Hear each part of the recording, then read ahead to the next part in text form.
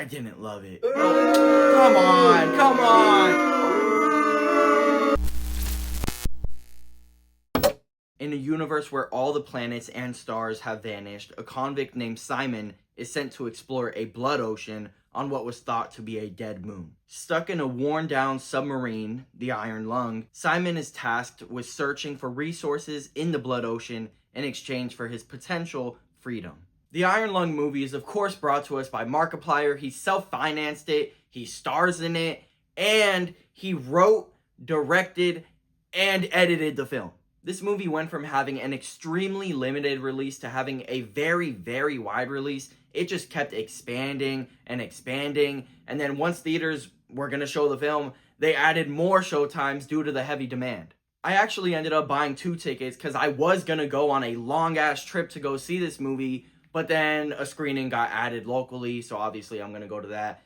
Couldn't get a refund for the first ticket, but it's okay. So like I said in the beginning, I didn't love the film, but I will admit for a first film, there is a lot of promise shown here. Markiplier shows great care to the source material, and I'm not super familiar with the game. Like, I kind of know about it, but from what I've heard, it a lot of times feels like the game come to life. He's also very good at getting across that eerie, claustrophobic feel of being in a metal tube underwater, under blood. You really feel the dread and are worried about what's out there and what it might do to him, and that's only helped by his performance. Markiplier really surprised me here. I'm not saying this is like an Oscar-worthy performance or anything, but the film requires a lot from him as an actor, and I actually thought he delivered on pretty much all of that, including the occasional funny line. Markiplier and director of photography Philip Roy give us a beautiful looking movie. There's great use of lighting and shadows. I like some of the shots and the angles that they got, and all of that's only helped by the excellent production design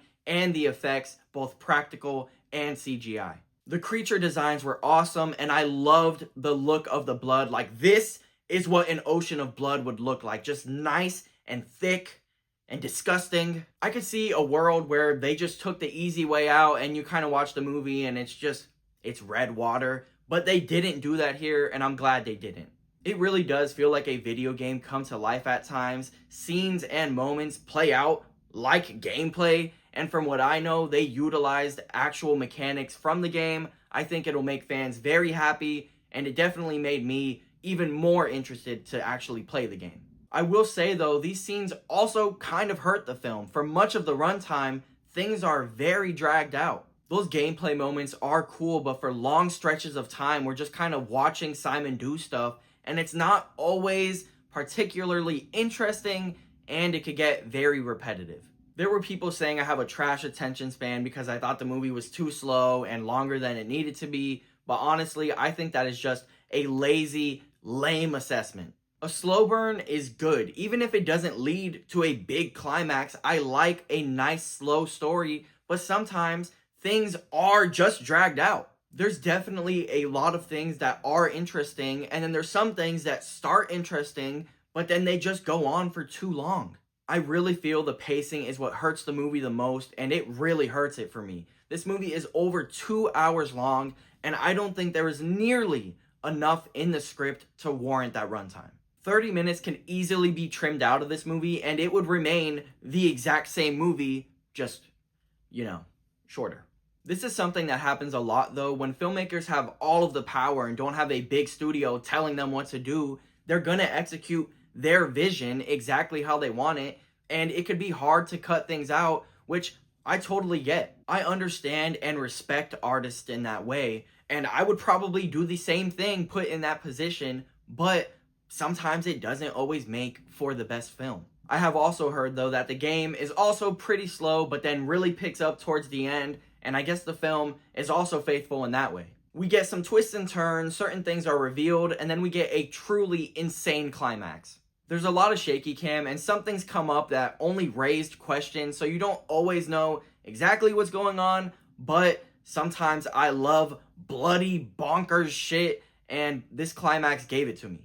Viewers will probably be left with a lot of questions. They allude to things, they give you a bunch of exposition, but definitely not all the answers, and the sound mixing isn't always the best, so sometimes you just might not hear what they said, which is kind of important when you're getting exposition.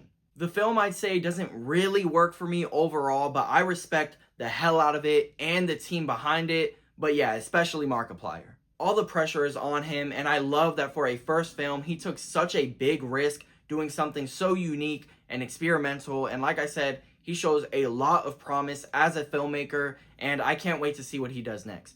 I'd say it's worth checking out just because it is very interesting. Just know it might not be for you unless you're a big fan of the game or a big fan of Markiplier, then you 100% will get something out of it. But those were my thoughts on Iron Lung. Let me know yours. And please subscribe. I talk about movies, video games, TV, and more, or go watch some of my other stuff. I just did a ranking on the Silent Hill movies, so go check that out.